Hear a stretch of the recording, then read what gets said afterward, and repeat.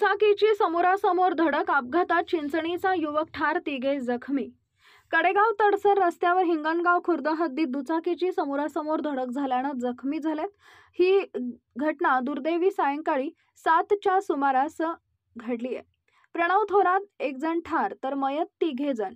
या घटनेत प्रणव संजय थोरात वय वर्ष 22 राहणार चिंचणी या तरुणाचा मृत्यू झालाय, तर सूरज अंकुश साळुंखे वय वर्ष 25 राहणार शिवाजीनगर हा तरुण गंभीर जखमी झालाय। याशिवाय सत्यजित संतोष माने वय वर्ष 24 आणि साहिल भास्कर अडसुळे वय वर्ष 23 हे दोघे किरकोळ जखमी झाले। गुरुवारी सायंकाळी 7च्या सुमारास प्रणव, सत्यजित आणि साहिल हे तीन तरुण MH10 BG 2610 या दुचाकीवरून कडेगावहून चिंचणीकडे निघाले होते, तर सूरज अंकुश साळुंखे वय वर्ष 25 राहणार शिवाजीनगर हा तरुण MH10 DP 1793 या दुचाकीवरून तडसरकडून शिवाजीनगरकडे निघाला होता।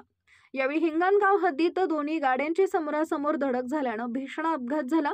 या अपघातात प्रणव थोरात व सूरज साळुंखे गंभीर जखमी झाले, तर साहिल अडसुळे व सत्यजित माने हे किरकोळ जखमी झाले।